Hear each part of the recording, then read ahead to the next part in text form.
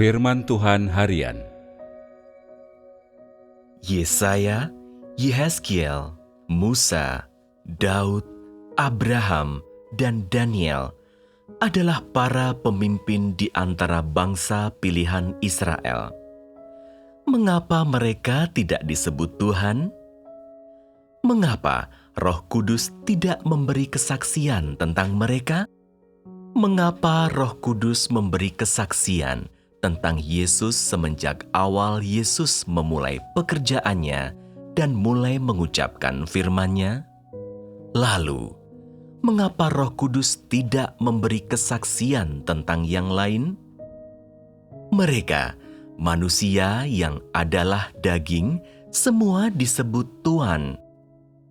Terlepas dari sebutan mereka, pekerjaan mereka merepresentasikan wujud dan hakikat mereka. Dan wujud serta hakikat mereka merepresentasikan identitas mereka. Hakikat mereka tidak ada kaitannya dengan sebutan mereka. Hakikat mereka direpresentasikan oleh apa yang mereka nyatakan dan apa yang mereka hidupi. Di Perjanjian Lama, tak ada yang luar biasa mengenai panggilan Tuhan, dan seseorang dapat dipanggil apa saja. Tetapi, hakikat dan identitas inherentnya tidak terubahkan. Di antara para Kristus palsu, nabi palsu, dan penyesat itu, bukankah ada juga yang disebut Tuhan?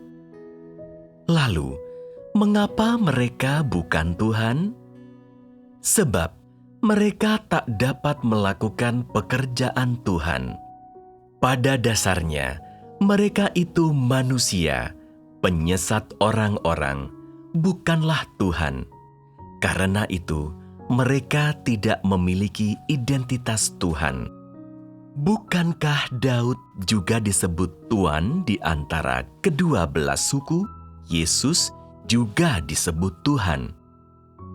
Mengapa hanya Yesus sendiri yang disebut Tuhan yang berinkarnasi? Bukankah Yeremia juga dikenal sebagai anak manusia? Apakah Yesus tidak dikenal sebagai anak manusia? Mengapa Yesus disalibkan atas nama Tuhan? Bukankah karena hakikatnya berbeda? Bukankah karena pekerjaan yang dilakukannya berbeda? Apakah gelar sebutan memang penting? Meskipun Yesus juga disebut anak manusia, dialah inkarnasi Tuhan yang pertama. Dia datang untuk mengambil kuasa dan menyelesaikan pekerjaan penebusan.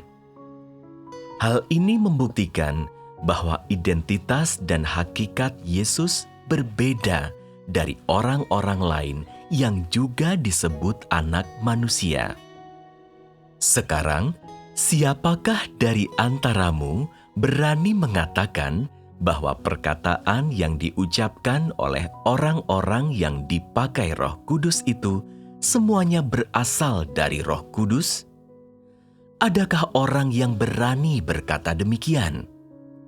Jika engkau berkata seperti itu, mengapa kitab nubuat Ezra dibuang? Dan mengapa hal yang sama dilakukan pada kitab-kitab yang ditulis oleh orang-orang kudus dan para nabi di masa lampau? Jika semua itu berasal dari Roh Kudus, mengapa engkau semua berani membuat pilihan yang seenaknya begitu?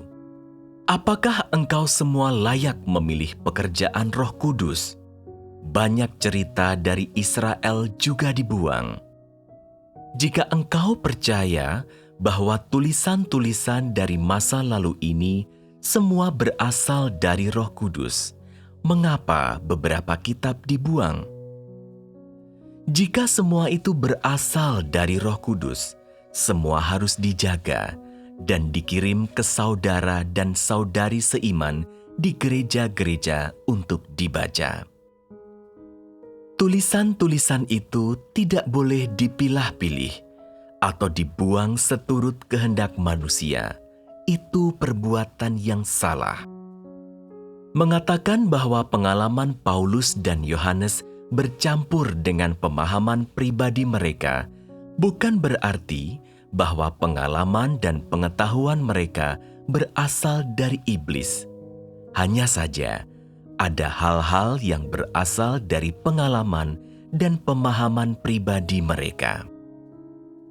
Pengetahuan mereka berdasarkan latar belakang pengalaman nyata mereka pada waktu itu, dan siapa yang dapat berkata dengan yakin bahwa semua pengalaman itu berasal dari Roh Kudus?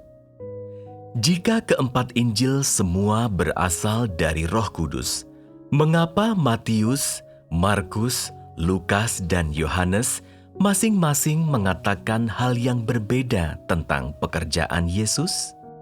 Jika engkau semua tidak percaya hal ini, lihatlah catatan di Alkitab mengenai bagaimana Petrus menyangkal Yesus 3 kali. Semuanya berbeda dan masing-masing memiliki ciri-cirinya sendiri. Banyak orang bodoh berkata, Tuhan yang berinkarnasi juga manusia. Mungkinkah perkataan yang dia katakan sepenuhnya berasal dari Roh Kudus? Jika perkataan Paulus dan Yohanes bercampur dengan kehendak manusia, apakah perkataan yang diucapkannya benar-benar tidak bercampur dengan kehendak manusia? Orang-orang yang mengatakan hal semacam itu buta dan bodoh. Bacalah keempat Injil dengan seksama. Bacalah apa yang dicatat keempat Injil ini mengenai perkara-perkara yang dilakukan Yesus dan perkataan yang diucapkannya. Setiap catatan dapat dikatakan dengan gamblang, cukup berbeda, dan masing-masing memiliki sudut pandangnya sendiri. Jika hal yang ditulis oleh penulis-penulis kitab ini semua berasal dari Roh Kudus, catatan-catatan itu seharusnya sama dan konsisten. Lalu, mengapa ada perbedaan? Bukankah manusia sangat bodoh jika tidak dapat memahami hal ini? Jika engkau semua diminta untuk memberi kesaksian tentang Tuhan, kesaksian seperti apa yang bisa engkau berikan? Dapatkah cara mengenal Tuhan yang demikian menjadi kesaksian baginya?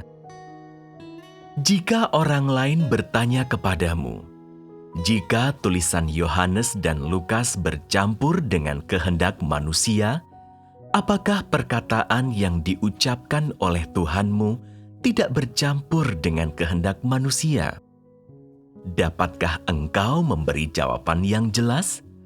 Setelah Lukas dan Matius mendengar perkataan Yesus dan melihat pekerjaan Yesus, mereka mengutarakan pengetahuan mereka sendiri dalam bentuk kenangan yang memerinci sejumlah kenyataan yang diperbuat Yesus.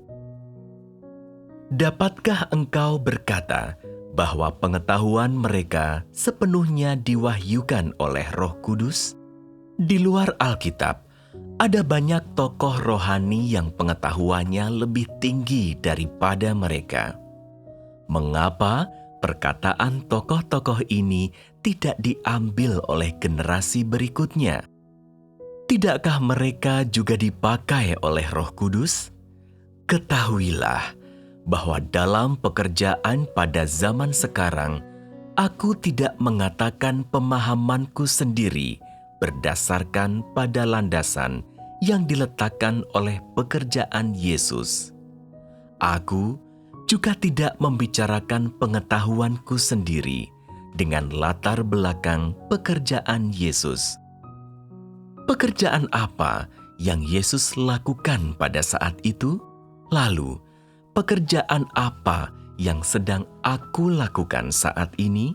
Apa yang aku lakukan dan katakan belum pernah ada sebelumnya.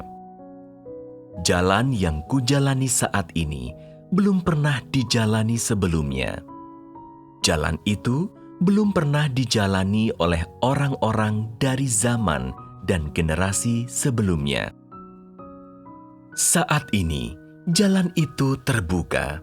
Maka, bukankah ini pekerjaan Roh Kudus?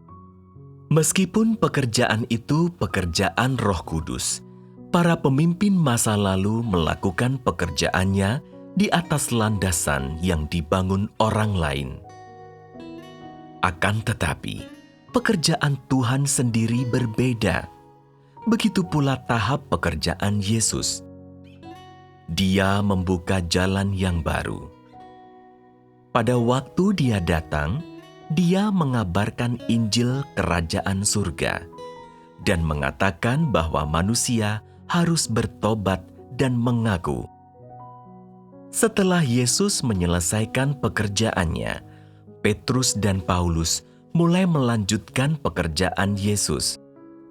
Setelah Yesus dipakukan ke kayu salib dan naik ke surga, mereka diutus Roh untuk menyebarkan jalan salib.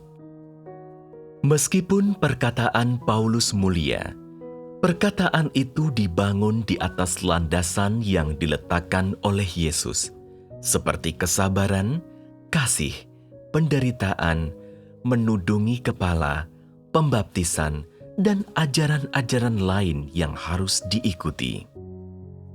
Semua ini dilandaskan di atas perkataan Yesus.